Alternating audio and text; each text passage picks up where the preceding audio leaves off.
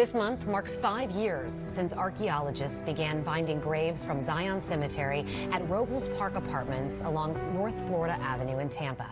It was a discovery that shocked the consciousness of the community. But today, there's been little progress in restoring the erased African-American cemetery that is also buried under a towing lot and a warehouse. Tonight, 10 Investigates Emerald Morrow uncovers this. 2 of 3 property owners with graves on their land have resigned from the board that works to make the sacred space whole.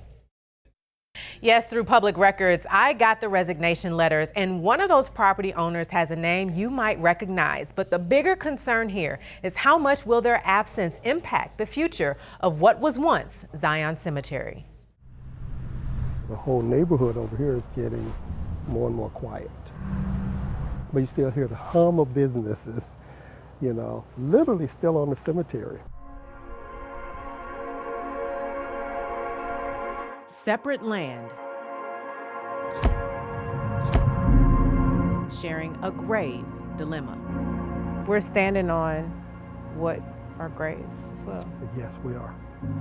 We believe there to be graves under pretty much all of the concrete sidewalks, driveways, and building slabs as well. They're also on the other side of this fence under a towing lot and a warehouse. So halfway down this way, coming toward us, going all the way out to Florida Avenue. When Zion Cemetery was erased nearly a century ago and later destroyed by development, records show the land was reparceled like this, splitting graves across 3 properties.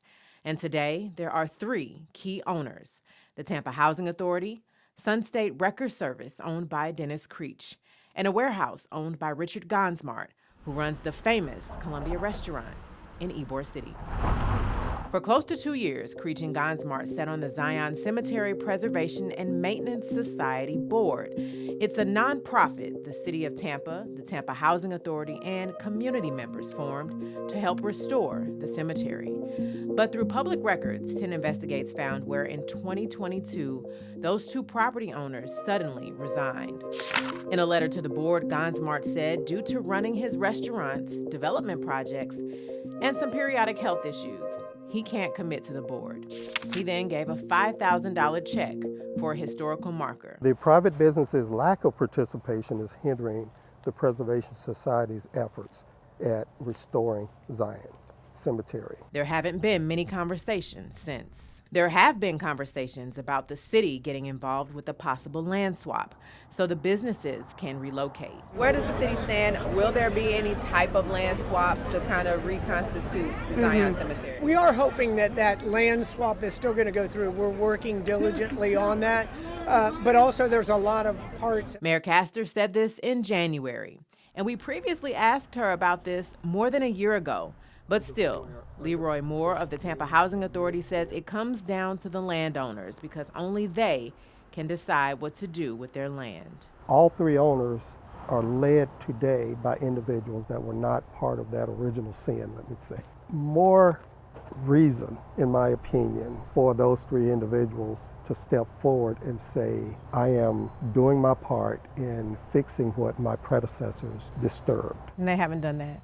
I don't think either of the 2 private owners have done that. We've reached out to Gansmart and Creech multiple times. Creech says he's in conversation with the Housing Authority, which we confirmed, but we only got no comment responses from a spokesperson representing Gansmart's company. We also tried to talk to him in person. A worker told us he was in the building, but he never came to the door. I know they both desire a resolution. They just have not engaged actively in coming up with that resolution. They have waited for others to come up with a solution for them. And I just don't think that's the appropriate position to take as a stakeholder who owns a piece of land that was robbed from generations of Black families. There are permanent seats on the Zion board for the current landowners, and they can even appoint representatives to meet and work toward a solution. Those seats remain vacant. Emerald Morrow, 10 Investigates.